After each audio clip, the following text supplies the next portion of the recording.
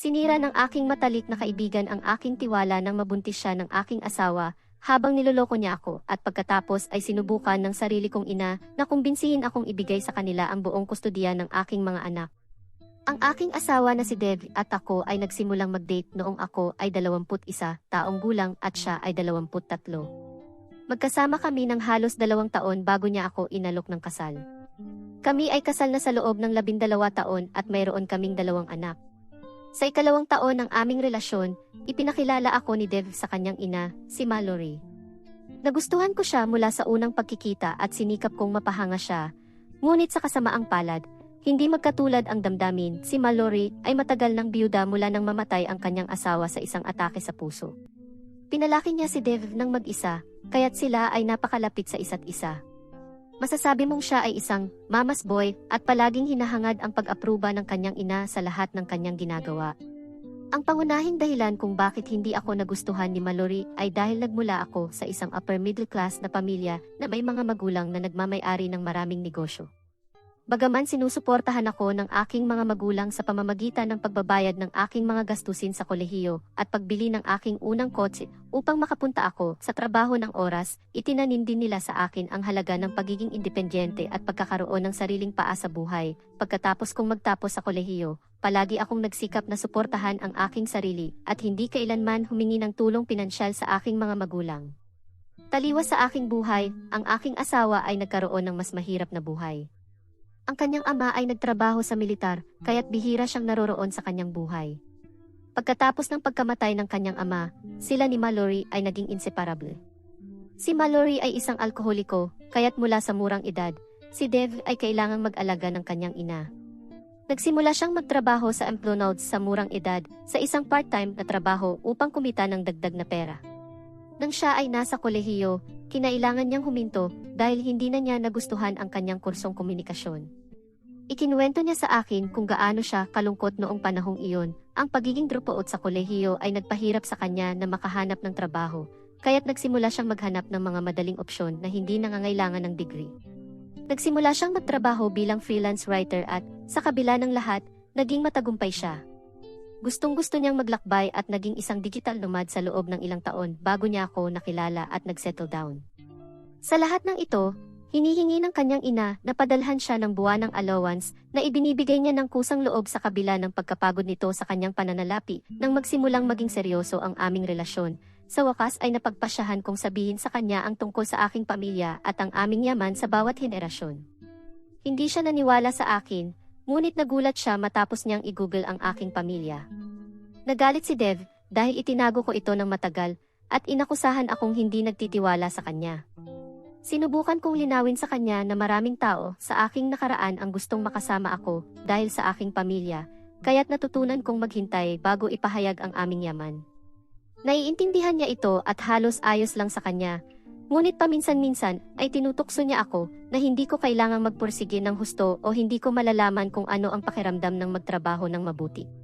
Talagang nasasaktan ako dito dahil sa kabila ng lahat ng inalok ng aking mga magulang sa akin sa buhay, nagsikap akong magtagumpay sa aking larangan, gusto kong mag-manage ng mga influencer at brands, at ito ang paraan ko ng pagkakaroon ng buong kabuhayan nang hindi kailangan ang tulong ng aking mga magulang. Hindi nila kailanman naintindihan ito, at ito ay dapat na ang unang babala ko. Nang magpasya kaming magsama, mabilis na sinabi ni Devi na dapat siyang lumipat sa akin dahil mas malaki ang aking lugar. Pumayag ako at nagsimula kaming pag-usapan kung paano hahatiin ang upa, ngunit hindi ito nagustuhan ni Dev. Sinimulan niyang sabihin sa akin na kumikita siya ng kaunti bilang isang freelance writer at dahil nagmula ako sa isang mayamang pamilya, dapat kong ipakita ang aking pagmamahal sa kanya sa pamamagitan ng pagtulong sa kanya sa kasong ito. Sa pamamagitan ng pagbabayad ng kanyang bahagi ng mga bayarin at upa, sinabi ko sa kanya na kahit hindi ko ito makatarungan, maaari ko siyang palampasin sa pagbabayad ng upa, ngunit kailangan niyang bayaran ang kanyang mga bayarin. Ito ay nagpakulo ng dugo kay Dev at nagsimula siyang mag-rant tungkol sa kung gaano ako makasarili at na kung hindi ako pumayag na bayaran ang kanyang mga bayarin, ipapakita nito kung gaano ako kalupit. Nagpalitan kami ng argumento at sa wakas ay sumuko ako. Kailangan kong magbawas ng maraming bagay upang mabayaran ang lahat ng aming mga bayarin, ngunit baliw na baliw ako sa kanya. Samantala, si Dev ay patuloy na nagpapadala ng buwanang allowance sa kanyang ina at bumibili ng mga magagarang regalo para sa kanya. Tuwing ituturo ko kung paano siya may pera upang ipadala sa kanyang ina, ngunit walang pambayad ng mga bayarin, magagalit siya at sasabihin sa akin na mas kailangan ng kanyang ina ang pera kaysa sa amin at na siya ay isang solong magulang. Ako ay makukonsensya at titigil na sa pagbanggit nito. Nang inalok ako ni Dev ng kasal, tuwang-tuwa ako. Paglingon, nagbigay siya ng pinakamababang pagsisikap para i-propose sa akin. Inakala ko na sa wakas ay hindi siya magiging kuripot at gagawa ng espesyal para sa proposal. Ngunit naisip niyang mag-propose sa aming bakuran ay isang magandang ideya. Sa kanyang kredito, hiningi niya ang kamay ko sa aking mga magulang bilang isang ginoo. Sinabihan ng aking ina na labis na nagmamahal kay Dev na humingi siya ng tulong sa aking matalik na kaibigan na si Kelly para planuhin ang proposal. Pumayag siya at pareho nilang naisip ang ideyang ito na ipropose ako sa aming bakuran sa harap ng buong pamilya at mga kaibigan. Si Kelly ay ang aking matalik na kaibigan mula noong ako ay nag-aaral sa high school. Ang kanyang pamilya ay parang pamilya ko rin at kabaligtaran. Lumaki sina mama at mama ni Kelly na magkasama mula pagkabata at ganoon din kami naging magkaibigan. Palagi kaming solid sa isa't isa. Siya ay parang aking kapatid at aking kaluluwa. Ginawa namin ang lahat ng magkasama. Ang kanyang ina ay labis na nagmamahal sa akin, tulad ng pagmamahal ng aking ina kay Kelly bilang kanyang sariling anak. Nang magsimulang mag-date sina Dev at ako, syempre, ipinakilala ko siya kay Kelly at naging magkaibigan sila. Tinulungan ni Kelly si Dev hindi lamang sa pagplano ng proposal, kundi pati na rin sa pagpili ng aking singsing. Sa totoo lang, medyo nagulat ako sa proposal na sorpresa. Ngunit ang makita kung paano ang buong pamilya ko ay nagtipon doon upang ipagdiwang ang aking masayang araw ay nagpasaya sa akin, kahit na medyo nadismaya ako na ang proposal ay sa aking bakuran.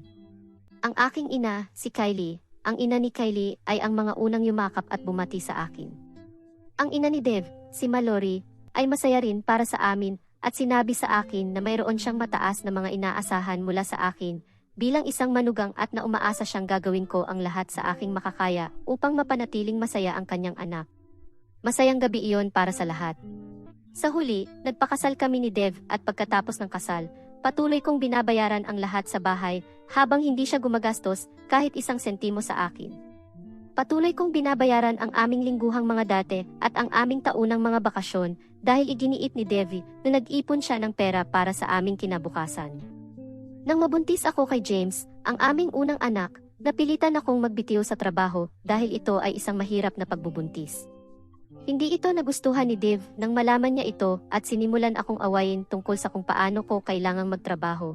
Kung hindi, wala kaming pera para sa aming pangangailangan kasama ang isang bata. Ikinaiyak ko ito ng husto at ito ang unang pagkakataon na ibinahagi ko ang aming sitwasyon sa aking mga magulang. Habang naawa ang aking ina kay Dev, sinabi sa akin ng aking ama na tama si Dev at na maraming ina ang patuloy na nagtatrabaho habang buntis. Samantala, ang aking ama ay galit na galit. Tinawagan niya si Dev upang bigyan siya ng leksyon at sinabi niya ng mahigpit na oras na para sa kanya na maging isang lalaki at magsikap para sa kanyang pamilya.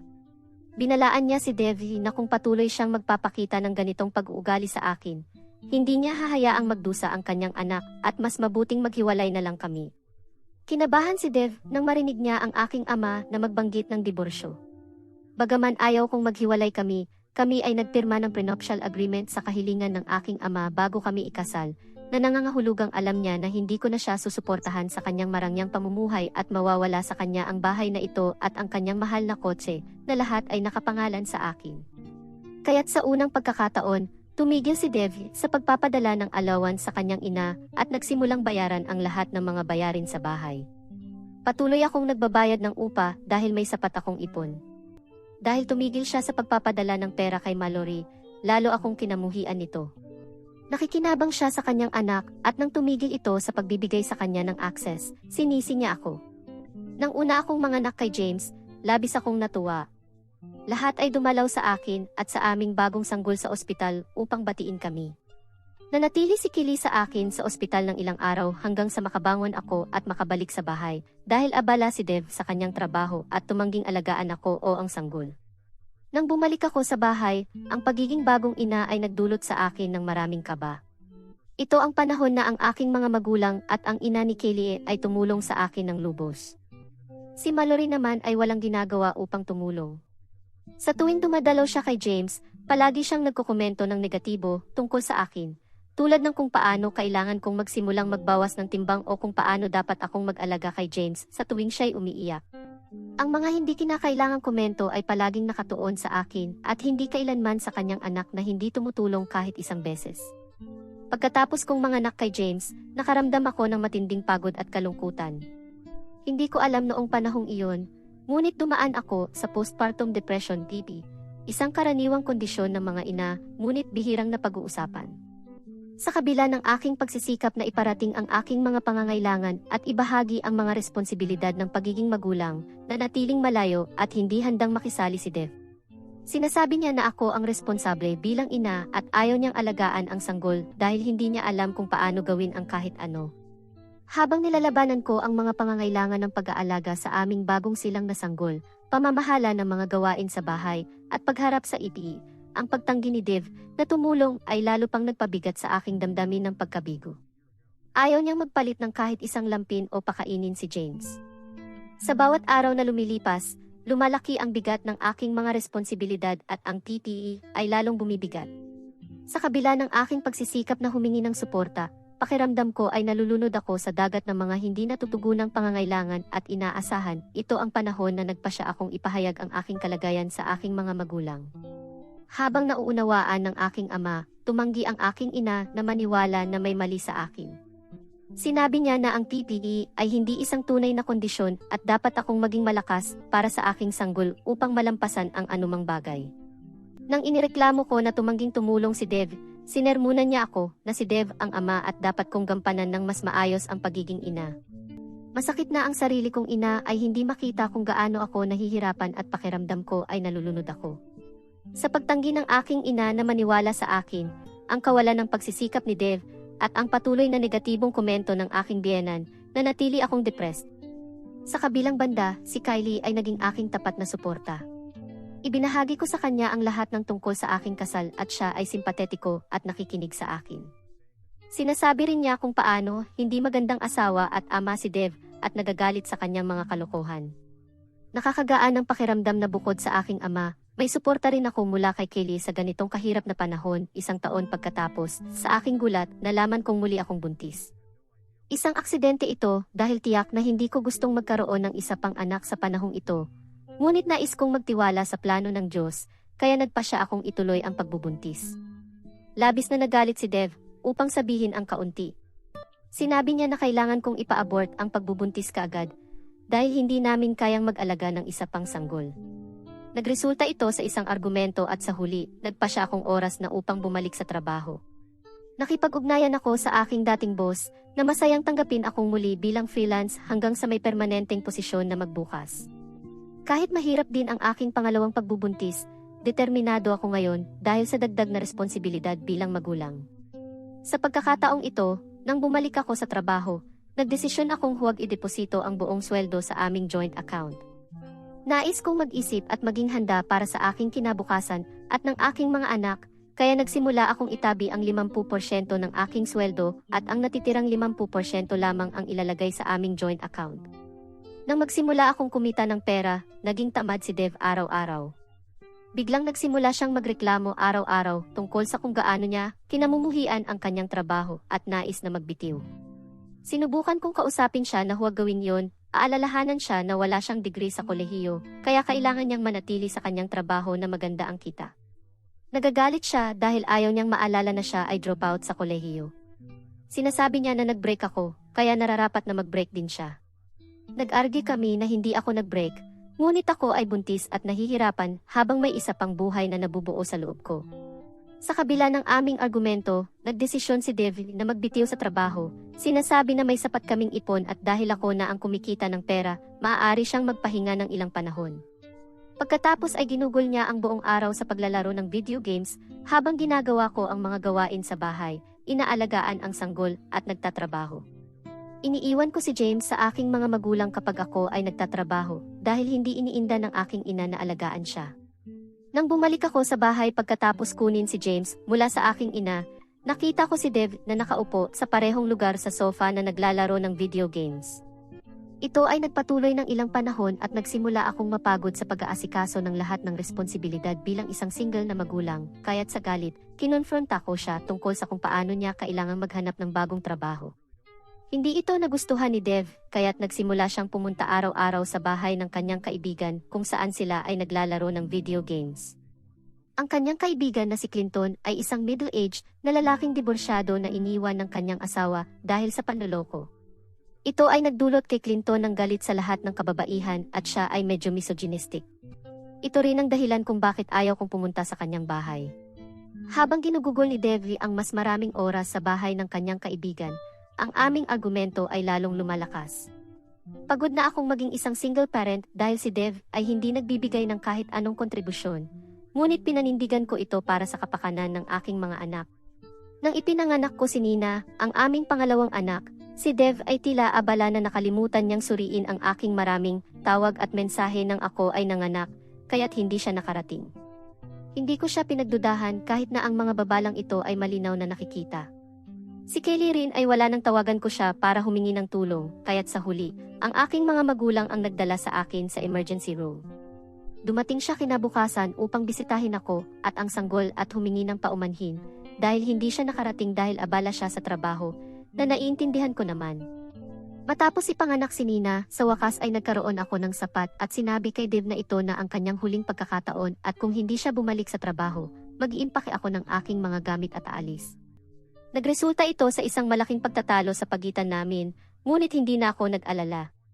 Alam kong bilang ina ng aking mga anak, kailangan kong makasama ang isang tao na maaasahan sa mga responsibilidad dahil imposible para sa akin na alagaan ang lahat ngayon. Sinabi ko sa kanya na hindi ko siya susuwayin at malaya siyang umalis, ngunit sinabi sa akin ni Dev na magsisimula siyang maghanap ng trabaho kinabukasan. Hindi ko inasahan na sasabihin niya ito dahil inakala kong lalabanan niya o magsisimula ng argumento sa akin. Ngunit sa kabila ng lahat, pumayag siya sa akin o iyon ang inakala ko.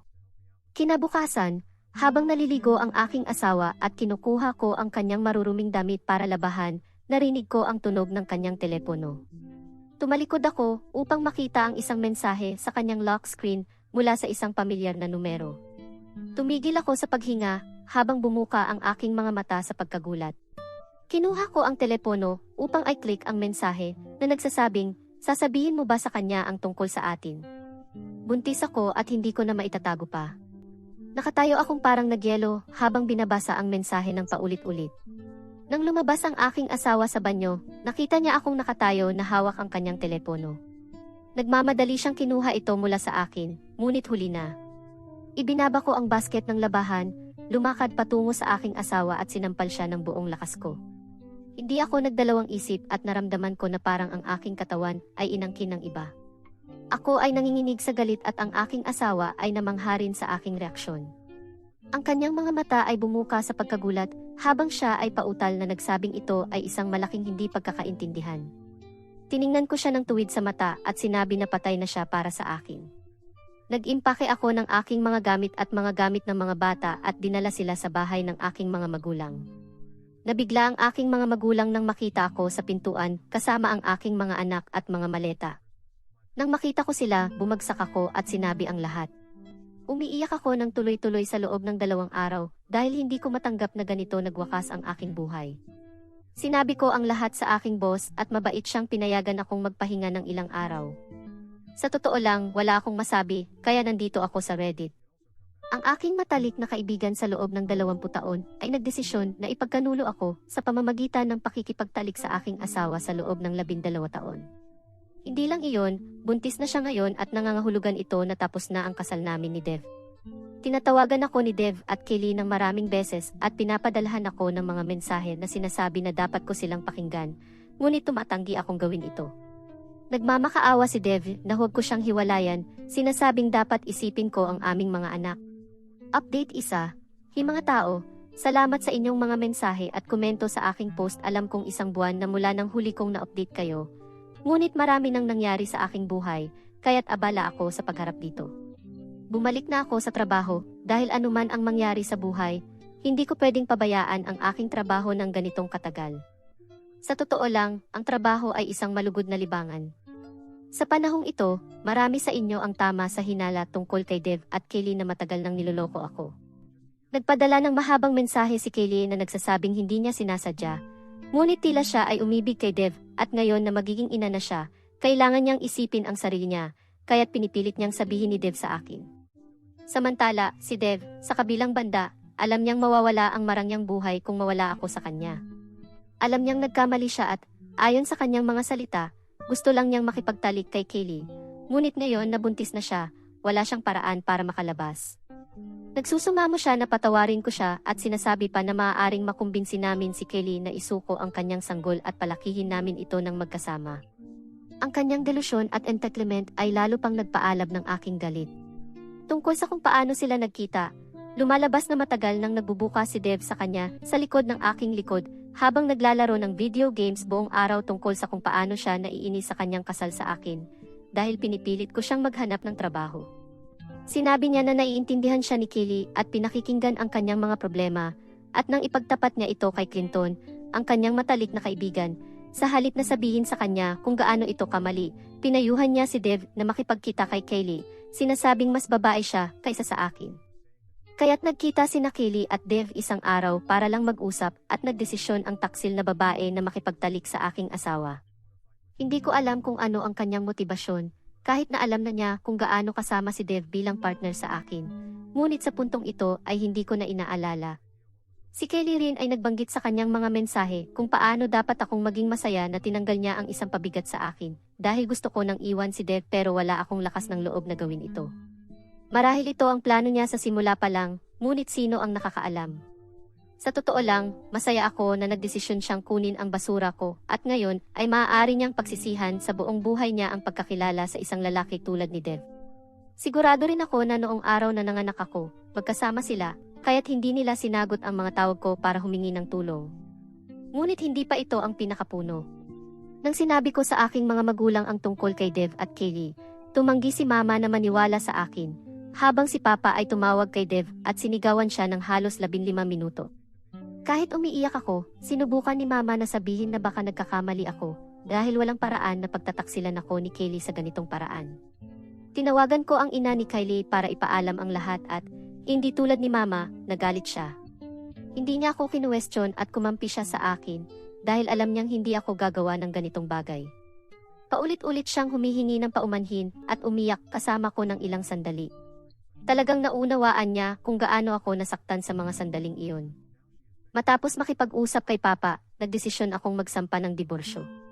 May abogado na kaming nasa isip at, sa aming prenuptial agreement at pagtataksil ni Dev, magiging madali ang prosesong ito ng diborsyo. Ang medyo magiging mahirap ay ang usapin ng kustodiya ng mga bata. Ngunit alam ko na hindi nais ni Dev na managot sa kanila, kaya't kumpiyansa akong makukuha ko ang buong kustodiya.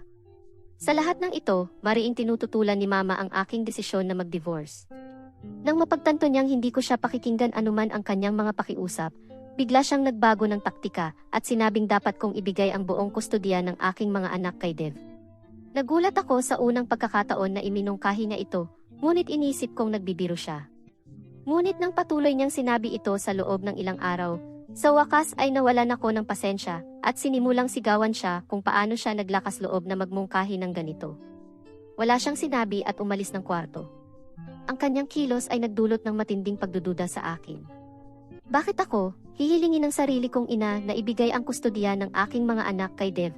Alam na hindi siya karapat-dapat na magulang. Pakiramdam ko ay kailangan kong umupo at harapin siya sa harap ni Papa upang malaman kung ano talaga ang nasa isip niya. Update 2, ilang araw pa lang ang lumipas mula sa huli kong update, ngunit ang aking mga mensahe ay puno ng mga tao na naglalagay ng kanilang mga sariling teorya. Alam kong para sa ilan sa inyo, maaaring mukhang nakakaaliw ang kwentong ito, ngunit para sa akin, ito ang realidad ng aking buhay.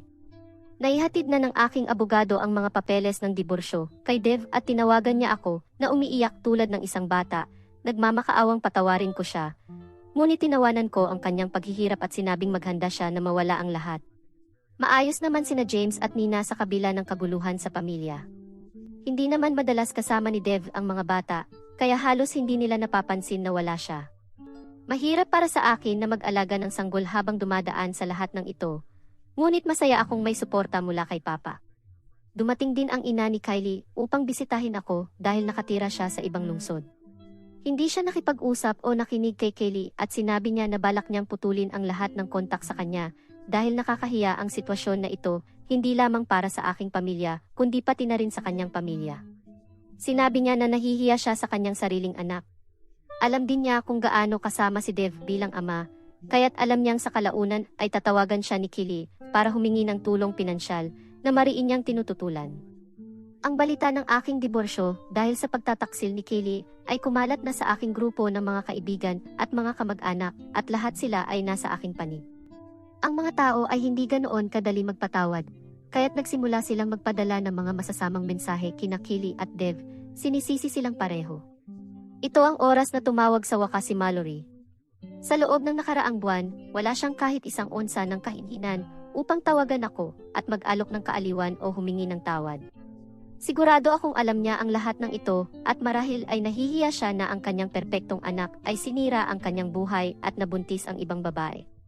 Tinawagan niya ako upang sabihin kung paano labis na nagdurusa si Dev dahil nalaman na rin ng buong pamilya ang kanyang pagtataksil at galit na rin sila sa kanya. Tumahimik ako habang patuloy siyang nagsasalita ng walang hiya kung paano, bilang isang mabuting manugang, dapat akong bumalik sa kanya at bawiin ang mga papeles ng diborsyo. Sinubukan niyang bigyang katwiran ang mga masamang kilos ng kanyang anak sa pagsasabing minsan ay nawawala ang mga lalaki sa tamang daan, ngunit responsibilidad natin bilang mga babae na ibalik sila. Hindi ko na matiis ang kanyang kalokohan kaya't sinabi kong manahimik na siya. Nabigla siya sa biglang pagtaas ng aking boses dahil palagi akong mabait at magalang sa kanya. Sinabi ko sa kanya na dapat siyang mahiya sa pagkakaroon ng anak na walang silbi tulad ni Dev, na walang ibang ginawa kundi maging pabigat at kung tatawagan niya ako ulit, titiyakin kong kukunin ko ang lahat ng kanyang pera sa aming diborsyo. Ipinaalala ko sa kanya na ako ang nag-alaga sa kanyang spoiled na anak sa buong kasal namin, kaya't wala siyang karapatang humiling ng kahit ano ngayon na nabuntis niya ang aking matalik na kaibigan. Sinubukan ni Mallory na humingi ng tawad bilang huling pagsusumikap upang protektahan ang kanyang anak, ngunit binalaan ko siya na magsasampa ako ng kaso laban sa kanya kung tatawagan niya ulit ako. Masarap ang pakiramdam na sa wakas ay hinarap ko siya at ipinakita sa kanya na hindi na ako ang takot na manugang na nakilala niya. Makukuha ni Dev ang nararapat sa kanya at walang makakapagprotekta sa kanya. Umupo rin ako upang kausapin ang aking mga magulang kahapon tungkol sa kahinahinalang kilos ni Mama. Sinabihan ko na si Papa tungkol sa kung paano niya ako pinipilit na ibigay ang buong kustodya ng aking mga anak, kaya't handa siyang malaman ang katotohanan. Tinanong ko ng diretso si Mama kung bakit niya ako pinipilit na ibigay ang buong kustodya ng aking mga anak kay Dev, kahit na hindi ito mangyayari. Sa simula ay nag-atubili si Mama, ngunit patuloy siyang tinanong ni Papa at sa wakas ay nagsalita siya. Sa aming pagkagulat, sinabi ni Mama na pagkatapos kong ipaalam sa kanila ang tungkol kina Dev at Kylie na nagtataksil, nagpasya siyang harapin si Kylie tungkol dito dahil hindi siya naniniwala sa akin. Nagkita sila at nagsimulang humingi ng tawad si Kylie. Hindi makapaniwala si Mama na talagang ang nagawa ni Kylie iyon, ngunit sinabi ni Kylie na siya ay buntis at kailangan niya si Dev upang palakihin ang kanilang anak. Sa halip na magalit, naawa si Mama at nangako siyang tutulungan siya sa pinansyal at subukan niyang kumbinsihin na huwag sirain ang aming kasal ni Dev, sinasabing maaaring patuloy na suportahan ni Dev ang kanilang anak kahit nakasal siya sa akin. Hindi iyon nais ni Kylie, kaya't nagbago ng taktika si Mama at sinabi kay Kylie na kung siya ay responsable sa pagsira ng aming kasal, dapat din siyang responsable sa pagpapalaki ng mga bata bilang isang pamilya, dahil lahat sila ay magiging magkapatid. Nagulat si Kylie sa una nang marinig ito, ngunit sinabi ni Mama na ako ay may postpartum depression, kaya't hindi ako isang karapat-dapat na ina. Ang pinakamaliit na magagawa ni Kylie ay palakihin ang mga anak ni Dev bilang isang pamilya. Sinabi niya na hindi ko papayagang maging bahagi si Dev ng buhay ng aking mga anak at ayon kay Mama, tila ang aking mga anak ay nangangailangan ng isang malusog na ama tulad ni Dev kaysa sa akin dahil ako ay mental na may sakit. Nagpatuloy pa si Mama sa paghimok kay Kylie na kung ibibigay ko ang buong kustodiya ng aking mga anak, kailangan kong magbayad ng malaking suporta sa bata na maaaring gamitin ni Kylie upang alagaan ang kanyang anak. Naniwala si Kylie dito, kaya't nagbago si Mama ng kanyang tono at pinilit akong ibigay ang kustodiya nina James at Nina nang makuha ni Papa at ako ang impormasyong ito mula sa kanya. Kami ay nadismaya. Hindi ako makapaniwala na humaharap na naman ako ng isa pang pagtataksil sa aking buhay. Iniisip ni Mama na dahil sa aking bihigi, hindi ako karapat-dapat na mag-alaga ng sarili kong mga anak at mas gusto niyang alagaan ni Kylie ang mga ito kaysa sa akin. Nagulat ako na hindi nakita ni Mama kung paano ako nagkapig sa una dahil tumanggi si Dev na tulungan ako sa kahit ano kung paano ako nakiusap na maging isang pantay na magulang siya habang nagpapakita siya ng walang malasakit, kung paano ko inalagaan ang lahat habang hinahanap niya ang anumang paraan upang makaiwas sa responsibilidad. Nagsimula akong umiyak dahil hindi ko alam kung paano niya ako pagtataksilan ng ganito pagkatapos gawin din ng aking asawa at matalik na kaibigan. Tahimik si Papa ng ilang sandali at sinabihan si Mama na umalis na lang ng bahay. Nagsimula siyang umiyak habang patuloy silang nag-aaway, ngunit sinabi ni Papa na tapos na ang kanilang kasal at ayaw na niyang makita si Mama ulit. Hindi ko maalala ang maraming bagay, ngunit sa wakas ay umalis si Mama upang manatili sa bahay ng kanyang kapatid na babae. Sa totoo lang, hindi ko alam kung ano ang gagawin. Pakiramdam ko ay hindi ko na mapagkakatiwalaan ang sinuman. Parang lahat sila ay pinagtaksilan ako na parang wala akong halaga sa kanila. Update 3. 6 na buwan na ang lumipas mula sa huli kong update at alam kong napakatagal na. Salamat ulit, seryoso, sa inyong mga komento, suporta, at mga mensahe. Lahat ng ito ay isang malaking kaginhawahan. Ang malaman na mayroon akong isang online na komunidad na handang suportahan ako ay nagpapanatili sa akin sa mga huling buwan. Ang inyong mga komento ay lumalabas sa aking mga notifikasyon kapag pakiramdam ko ay dapat na akong sumuko at pinananatili akong malakas. Una sa lahat, nakakuha na ako ng diborsyo noong nakaraang buwan. Ang aking ama, na naging aking suporta sa buong panahon, ay nagpatuloy sa pag-aalaga sa akin. Nagpatuloy kami sa mga proseso ng diborsyo at, gaya ng inaasahan, walang nakuha si Dev mula sa akin dahil sa aming prenuptial agreement. Nang dumating ang oras para sa kustodiya ng aming mga anak, mahigpit siyang lumaban para sa buong kustodiya sa simula, ngunit nang ito ay tinanggihan, sinubukan niyang makuha ang kustodiya ng kalahati. Ang aking abogado ay nag-argumento kung paano siya naging isang pabayaang ama sa buong kasal namin, kung paano wala siyang tamang trabaho, kung paano ang kanyang ina ay isang alkoholiko at kung paano niya ako pinagtaksilan at nabuntis ang ibang babae. Ang argumentong ito ay nagdulot ng malaking gastos kay Dev, at ako ay binigyan ng buong kustodiya ng aming mga anak habang magbabayad siya ng buwanang suporta sa bata. Walang bagay na nagpapasaya sa akin kaysa makita ang kanyang mukha na bumagsak sa kalungkutan at pagkatalo. Tumingin ako pabalik upang makita si Mallory na nakatingin sa akin, na galit at binigyan ko siya ng isang ngiti. Tulad ng ipinangako ko, nakuha ko ang nais ko. Sa aking ina naman, humingi siya ng tawad kay Papa at sa akin. Mariing tinanggihan ni Papa ang pagpapatawad sa kanya ng madali at hiniling na pumunta siya sa therapy upang harapin ang kanyang misoginyang panloob, upang maunawaan kung gaano siya kamali sa pagtrato sa akin ng ganito sa aking pinakamahinang panahon.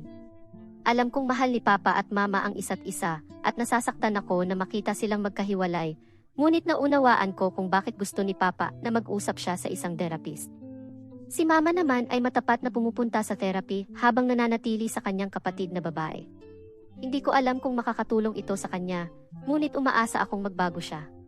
Bagaman na-block ko na si Kylie, patuloy akong nakikipag-ugnayan sa kanyang ina. Tulad ng ipinangako, pinutol ng ina ni Kylie ang lahat ng kontak sa kanyang anak. Ipinaalam niya sa akin kung paano natanggal si Kylie sa kanyang testamento at ako ang inilagay sa kanyang lugar. Parang komedya na makita kung paano unti-unting humahabol ang karma kay Kylie. Nabalitaan ko rin na hindi gusto ni Devi na pakasalan si Kylie at ayaw niyang magkaroon ng kahit anong koneksyon sa bata. Tulad ng lagi kong alam, galit na galit si Mallory kay Dev dahil nawalan siya ng 2 apo, sina James at Nina, dahil sa kanya, ngunit nananatili siyang matatag sa kanyang desisyon. Sa akin naman, mas mabuti na ako mula nang mag-divorce ako. Nakatuon ako ngayon sa aking mga anak at ayaw ko nang kumapit sa nakaraan. Hindi ko sasabihin na madali ang paglalakbay na ito, ngunit sasabihin kong hindi ko pinagsisisihan ang kahit ano na ginawa ko. Masaya akong minahal ko si Dev at pinakasalan siya, dahil kung hindi, wala akong mga magagandang anak na ito. Masaya rin akong pinagtaksilan niya ako dahil ito ang huling tulak na kailangan ko upang kumala sa kanya. Kung hindi, baka naipit pa rin ako sa isang kasal na walang pagmamahal. Naniniwala akong may dahilan ang lahat ng nangyayari at palaging naniniwala sa plano ng Diyos.